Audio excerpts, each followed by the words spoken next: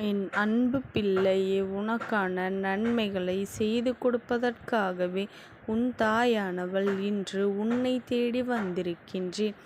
என் பிள்ளையே, இன்று உன்னுடைய வாழ்க்கையில் வரப்போகின்ற ஒரு பிரச்சனையை முன்கூட்டியே உனக்கு சொல்லிவிடுவதற்காக வந்திருக்கின்றேன்.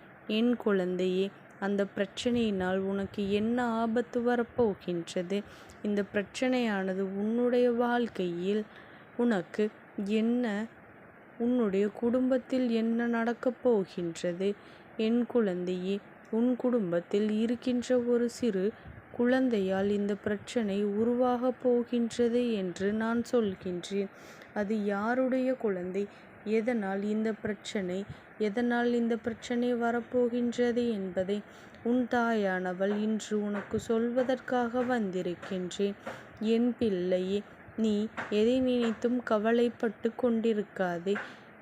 என் குழந்தையே, அந்த சிறு குழந்தை நாம் எந்த ஒரு தவறையும் செய்யவில்லை என்று நீ நினைக்கின்றாய் அல்லவா? உன் பக்கம் எந்த தவறும் இல்லை என்பதுதான் இங்கு பிரச்சனையாக இருந்து கொண்டிருக்கின்றது. அப்படியானால் உன் மீது ஏதாவது ஒரு விஷயத்தில் உன்னை சுற்றியிருப்பவர்கள் நீ பிரச்சனை என்று நினைப்பார்கள். அப்படி ஒரு சிலர் நினைப்பதால் தான் உன்னுடைய பலம்தான் உன் வாழ்க்கையில் இன்று உன்னுடைய குடும்பத்தில் வருகின்ற பிரச்சனைகளுக்கு காரணம். அதாவது உன்னுடைய குடும்பத்தில் இருப்பவர்களினுடைய மனநிலை உன் மீது தவறாக ஒரு கண்ணோட்டத்திலேயே இருக்கின்றது. எந்த தவறுமே செய்யாமல் இருப்பதனால் நீ நல்ல பெயரை பெற்று விடுவாயா என்கின்ற கவலை அவர்களுக்கு இருந்து கொண்டிருக்கின்றது. எந்த ஒரு விஷயத்திலும் நீ நல்ல பெயர் எடுத்துவிடக்கூடாது என்பதில் அவர்களினுடைய எண்ணமாக இருக்கின்றது. உண்மையில் சொல்லப்போனால் இன்று இருக்கின்ற குடும்பங்களுக்குள் என்ன நடக்கின்றது தெரியுமா? ஒருவருக்கொருவர் ஒற்றுமையாக இருப்பதே மற்றவர்களுக்கு பிடிப்பதில்லை. மற்றவர்கள் சந்தோஷமாக பேசுவதோ பழகுவதோ ஒரு சிலருக்கு பிடிப்பதே இல்லை. எல்லோரையும் பிரித்துவிட வேண்டும் என்று அவர்களினுடைய எண்ணமாக இருந்து கொண்டிருக்கின்றது. இதில் அவர்களுக்கு என்ன சந்தோஷம் கிடைக்கப் போகின்றது என்று இந்த தாயானவள் எனக்கே புரியவில்லை. இவர்கள் என்னதான் செய்கின்றார்கள் என்று பார்த்தோமேயானால் அவர்களுக்கே சில நேரங்களில் இந்த விஷயங்கள் புரியாது. அடுத்தவர்களின் துன்பத்தில் சந்தோஷத்தை காண அவர்களுக்கு இந்த வாழ்க்கையில் எதுவுமே புரியாத புதிராகத்தான் இருக்கும். அப்பேற்பட்ட இந்த சூழ்நிலையில் உன்னுடைய குடும்பத்தில் ஒரு சிறு குழந்தையால் பிரச்சனை வரப்போகின்றது என்று நான் சொல்கின்றேன் என்றால் நிச்சயமாக இதனை என் குழந்தை நீ சற்று கவனமாகத்தான் கேட்க வேண்டும். ஏனென்றால் இதையெல்லாம் நாம் எதிர்பார்த்திருக்க மாட்டோம். இப்படி நடக்குமா என்று நாம் நிச்சயமாக நினைப்போம் அல்லவா? அதனால்தான் உன் தாயானவள் எனக்கு அந்த நேரத்தில் நீ எந்த வகையிலும் ஆச்சரியப்படவோ எதையும் புரிந்து கொள்ளாமலேயோ நின்றுவிடக்கூடாது என்பதற்காகத்தான் முன்கூட்டியே உன்னிடத்தில் சொல்ல வந்திருக்கின்றேன். என் குழந்தையே, பொதுவாக ஒரு குடும்பத்தில் உடன் பிறந்தவர்கள் இருக்கும் பொழுது எல்லோருடைய குழந்தைகளும் தன்னுடைய குழந்தையாக பாவிக்கின்ற மனம் உனக்கும் எல்லோருக்குமே நல்லது செய்ய வேண்டும் என்று நினைக்கின்ற மனது உன்னுடையது. யாரிடத்திலும் எந்த ஒரு ஏற்றத்தாழ்வுகளும் பார்ப்பது கிடையாது. நீ மட்டுமல்ல, உன்னுடைய துணைக்கும் இதே எண்ணம்தான். யாரையும் குறைத்தோ மிகைப்படுத்தியோ பேசுவது கிடையாது. எதுவாக இருந்தாலும் எல்லோருக்குமே ஒன்று போலதான் சமமாக இருக்க வேண்டும் என்று நினைக்கின்ற என் பிள்ளை, அந்த மனதுதான் உன்னுடைய. அப்படி இருக்கின்ற இந்த நேரத்தில் உன்னுடைய உடன் பிறந்தவர்களினுடைய குழந்தைகளுக்கு செய்கின்ற விஷயங்கள் எப்பொழுதுமே எந்த ஒரு குறையும் இல்லாமல் இருந்தாலும் அவர்களினுடைய எண்ணங்களை மற்றவர்கள் மாற்றுகின்றார்கள். எல்லாவற்றையும் தலைகீழாக பேசுகின்றார்கள். நீ செய்வது தவறாக சொல்கின்றார்கள். எவ்வளவோ தன்னுடைய பிள்ளைகளுக்கு செய்துவிட்டு உன்னுடைய குழந்தையை மட்டும் இவர்கள் குறைவாக செய்கின்றார்கள் என்று மற்றவர்களின் பேச்சை கேட்டு இவர்களின் மனது மாறுகின்றது.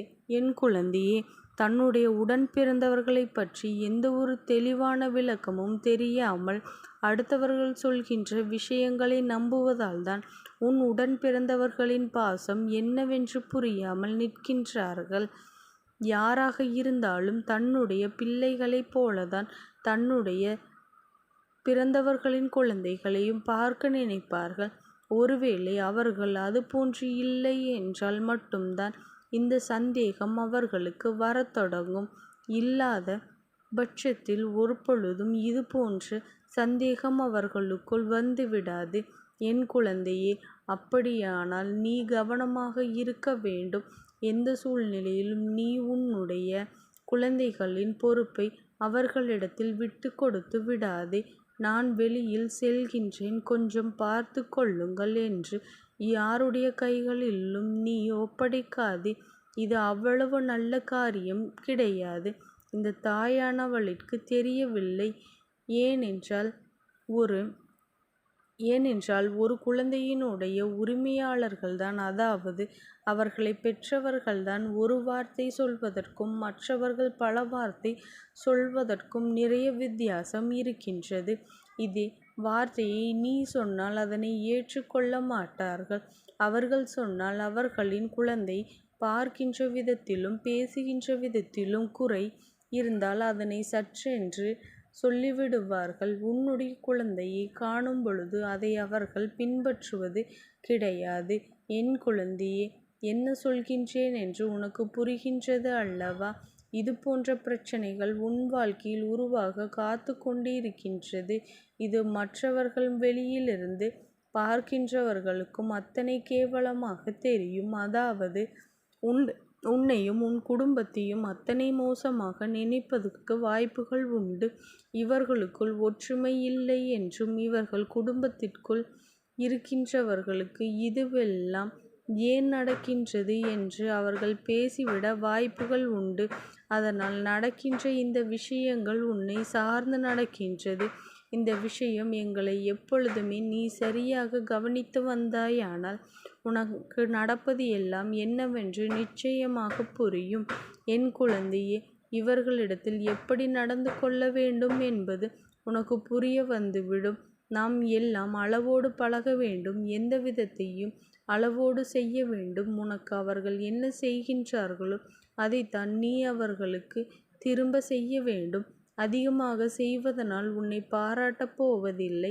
நீ எதுவும் செய்யாமல் இருப்பதனால் உன்னை மிகைப்படுத்தி சொல்லப்போவதும் இல்லை. என் குழந்தையே, என்ன நடந்தாலும் அதில் குறை மட்டும்தான் சொல்ல வேண்டும் என்று முன்கூட்டியே இவர்கள் தீர்மானித்து வைத்திருக்கின்றார்கள். அதனால் எந்த ஒரு நிலையிலும் இந்த ஒரு அவப்பெயரை தாங்கிக் கொள்ள நீ தயாராகி விடாதே. எந்த இடத்தில் எப்படி நடந்து கொள்ள வேண்டும் என்பதனை புரிந்து கொண்டு அப்படி நடந்து கொள்ள வேண்டும். என் குழந்தையே, நீ மற்றவர்கள் உன்னை மிகவும் நெருக்கமாக வைத்திருப்பதால் உனக்கு யாருமே இங்கு தலையில் தூக்கி வைத்து கொண்டாடப் போவதில்லை என்பதனை நீ புரிந்து கொண்டாலே போதும். என்றும் இந்த சூழ்நிலை உனக்கு நல்லதை கொடுக்கும். நீ இந்த அம்மா இன்றி இந்த விஷயத்தை பொழுது யோசிக்கவில்லை. ஆனால் நடக்கும் பொழுது நிச்சயமாக நீ சிந்திப்பாய். அன்றே நம் தாயானவள் நமக்கு சொன்னாலே அதை நாம் கேட்காமல் நாம் எந்த அளவிற்கு இறங்கி ஒரு விஷயத்தை செய்துவிட்டோம். இப்பொழுது அவப்பெயரை அல்லவா தூக்கி சுமக்கின்றோம் என்று நீ நினைப்பாய்.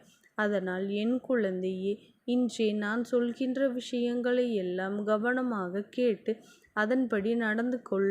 நீ எதை நினைத்தும் கவலைப்படாதே. இந்த தாயானவளினுடைய அன்பும் ஆசீர்வாதங்களும் உனக்கு என்றைக்கும் முழுமையாக கிடைத்து கொண்டே இருக்கும். ஓம் சக்தி போற்றி. ஓம் ஆதிபராசக்தி போற்றி போற்றி.